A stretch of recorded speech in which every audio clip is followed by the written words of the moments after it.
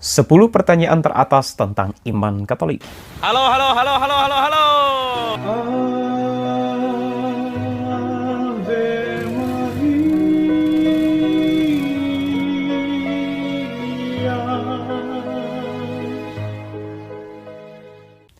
Umat Katolik sering dijejali berbagai pertanyaan sulit tentang iman kekatolikan, terutama dalam hubungannya dengan Alkitab.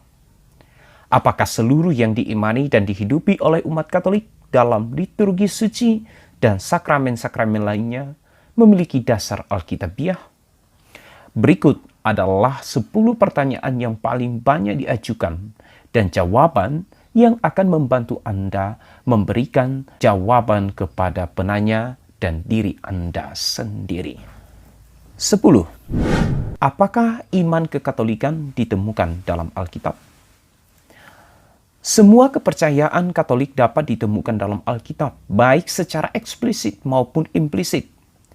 Tidak semua yang diimani harus benar-benar jelas dalam kitab suci saja.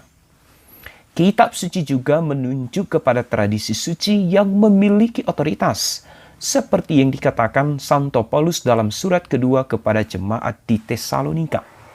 Berdirilah teguh dan pegang teguh tradisi yang telah kami ajarkan kepada kamu, baik dari mulut ke mulut atau dengan surat.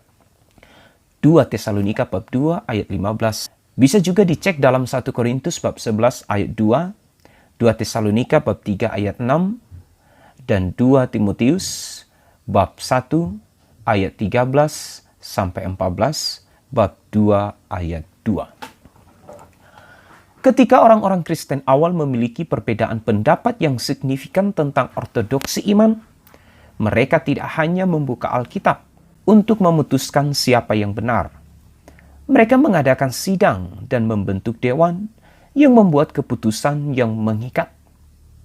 Peristiwa ini bisa kita lihat dalam Kisah Para Rasul bab 15 ayat 1-29 yang kerap kali disebut Sinode Yerusalem. Surat-surat dalam Alkitab juga harus ditentukan oleh gereja dan itu tidak terjadi sampai akhir abad keempat. Oleh karena itu, tradisi suci dan otoritasnya diperlukan bahkan untuk menentukan kanon Alkitab yang kita miliki saat ini. 9. Mengapa Anda taat kepada Paus? Umat Katolik percaya bahwa Yesus menugaskan Santo Petrus sebagai pemimpin pertama gereja. Injil Matius memiliki indikasi Alkitabiah yang eksplisit tentang kepausan. Dan engkau pun berkata, dan aku pun berkata kepadamu, engkau adalah Petrus, dan di atas batu karang ini aku akan mendirikan jemaatku. Kepadamu akan kuberikan kunci kerajaan surga. Matius bab 16 ayat 18 sampai 19. Berdasarkan pernyataan Yesus sendiri, Petrus dengan jelas digambarkan dalam perjanjian baru sebagai pemimpin para rasul.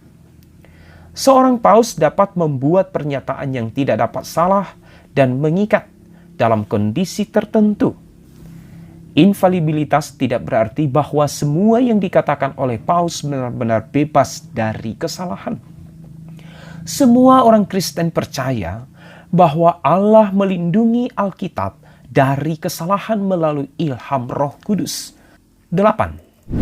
Mengapa umat Katolik memanggil Bapa kepada para imam?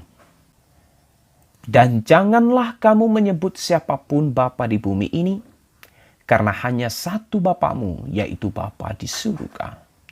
Matius bab 23 ayat 9.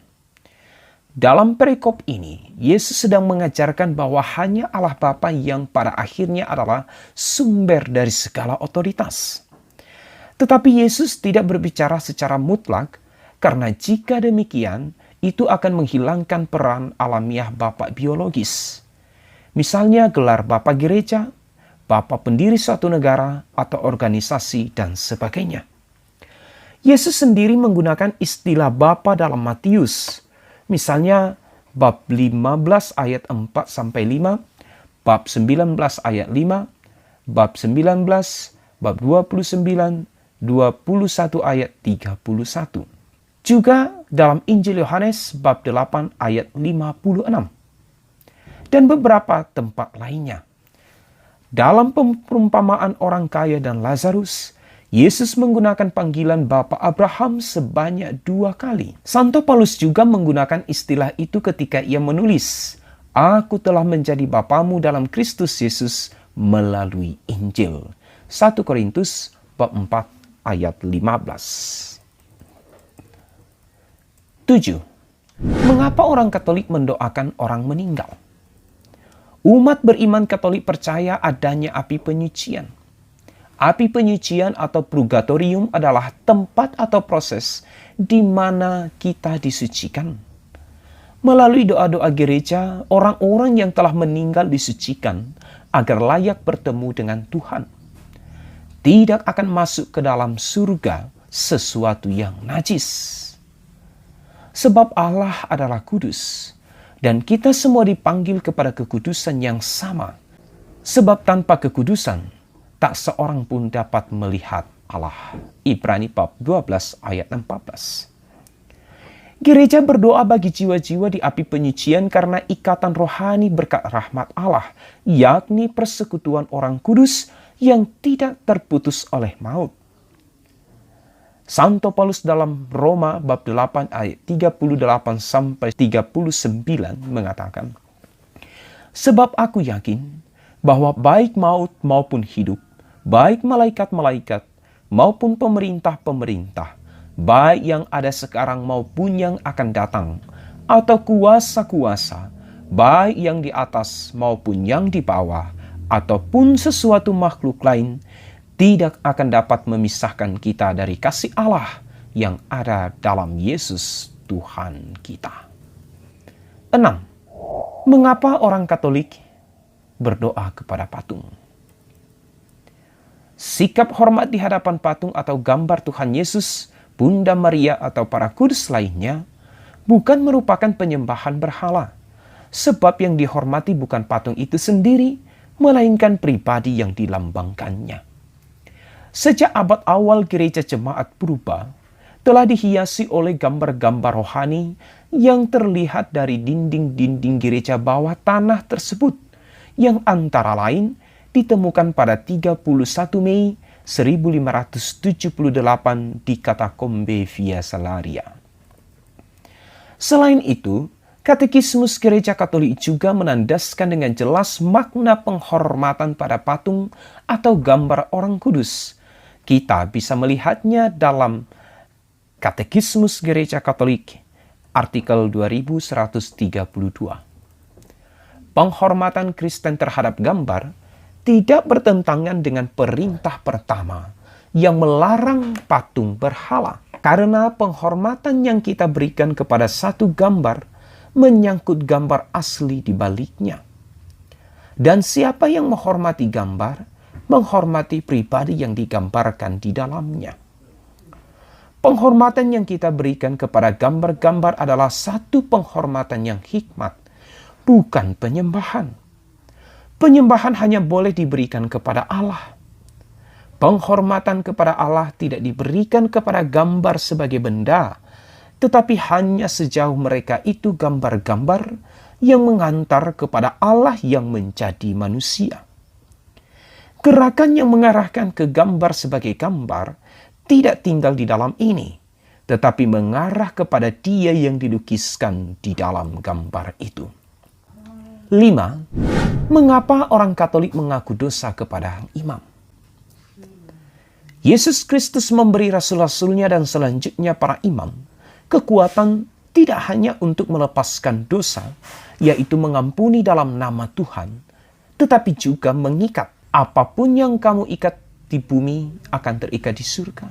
Dan apa yang kamu lepaskan di bumi akan terlepas di surga. Injil Matius bab 18 ayat 18. Bisa dilihat juga Matius bab 16 ayat 19. Jika kamu mengampuni dosa orang, dosanya diampuni. Dan jikalau kamu menyatakan dosa orang tetap ada, dosanya tetap ada. Yohanes bab 20 ayat 23. Imam melayani sebagai wakil Allah dan rahmat-Nya. Pengakuan memberikan keberanian baru, kepercayaan diri, dan awal yang baru bagi seorang peniten. Seseorang belajar kerendahan hati melalui praktik sakramen tobat, menerima rahmat tambahan untuk menghindari dosa, dan mencapai kepastian pengampunan yang lebih tinggi daripada perasaan belaka.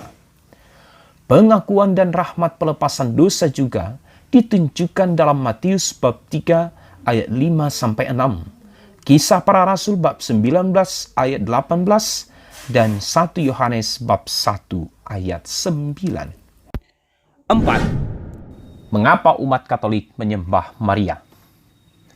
Umat beriman Katolik tidak menyembah Bunda Maria. Umat Katolik menghormati Bunda Maria karena dia adalah ibu dari Allah Putra Tuhan kita Yesus Kristus. Penghormatan sama sekali berbeda dari penyembahan kepada Tuhan. Itu adalah penghormatan terhadap seseorang, bukan penyembahan kepada Tuhan yang Maha Kuasa Pencipta kita. Umat Katolik percaya bahwa Maria adalah makhluk Tuhan yang tertinggi karena perannya yang agung dalam tata rencana keselamatan Allah. Tapi tentu saja, seperti manusia lainnya, dia harus diselamatkan oleh belas kasihan Tuhan. Dia sendiri berkata, "Hatiku bergembira karena Allah Juru Selamatku." Lukas bab 1 ayat 47. Umat Katolik percaya bahwa Tuhan menyelamatkan Bunda Maria dengan menghapus semua dosa asal pada saat dia dikandung. Maka Bunda Maria dikandung tanpa noda. Fakta bahwa Allah menjadi manusia menunjukkan bahwa ia ingin melibatkan manusia dalam rencana keselamatannya bagi umat manusia. Santa Perawan Maria adalah orang kunci untuk tujuan inkarnasi Allah Putra. 3. Mengapa umat Katolik menyembah sakramen Maha Kudus? Hosti yang dikuduskan dalam perayaan Ekaristi adalah tubuh dan darah Kristus yang sejati, bukan hanya roti. Jadi umat Katolik menyembah Yesus, bukan roti. Dalam Injil Yohanes, bab 6 ayat 51-56, Yesus berulang kali menyatakan bahwa barang siapa makan dagingku dan minum darahku, ia memperoleh hidup yang kekal. Yesus berbicara secara harafiah dan dia begitu tegas sehingga banyak pengikut yang keberatan dan meninggalkan dia. Santo Paulus setuju dengan interpretasi ini dan menulis bahwa mereka yang menerima komuni kudus, barang siapa dengan cara yang tidak layak makan roti atau minum cawan Tuhan, ia berdosa terhadap tubuh dan darah Tuhan. 1 Korintus bab 11 ayat 27 dan 1 Korintus bab 10 ayat 16. Selain itu, dalam perikop perjamuan malam terakhir, tidak ada yang menunjukkan interpretasi metaforis atau simbolis.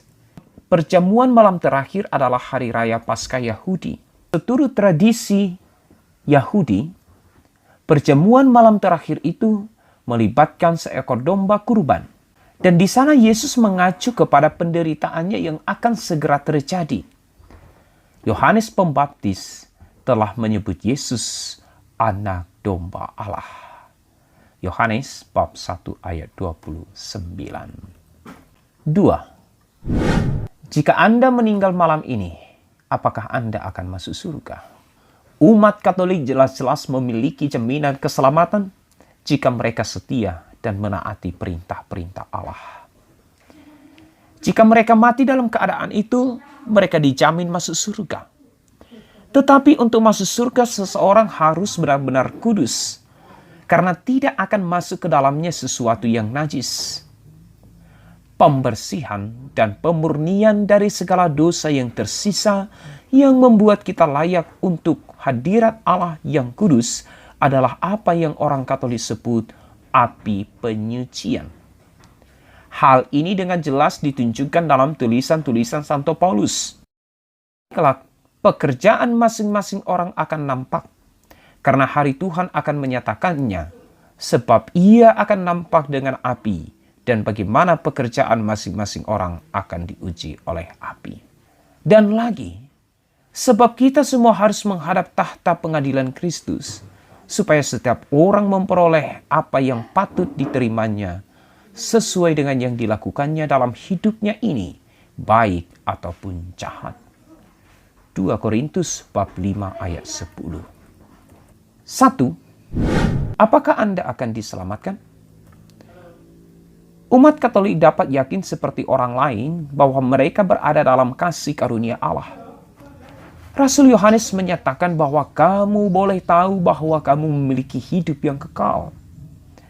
1 Yohanes bab 5 ayat 13, Yohanes bab 5 ayat 24. Tetapi kepastian ini harus dipahami dalam terang ajaran Yohanes yang lain dalam buku yang sama. Sebab inilah kasih akan Allah, bahwa kita menuruti perintah-perintahnya. 1 Yohanes bab 5 ayat 3. Kita tahu bahwa setiap orang yang lahir dari Allah tidak berbuat dosa. Barang siapa mengasihi Allah, hendaknya ia juga mengasihi saudaranya. 1 Yohanes bab 4 ayat 21. Dia yang memiliki dosa berasal dari iblis. Demikian juga Santo Paulus tidak menganggap keselamatan sebagai peristiwa satu kali, tetapi sebagai tujuan yang harus dicari, yang bisa hilang dalam waktu tertentu.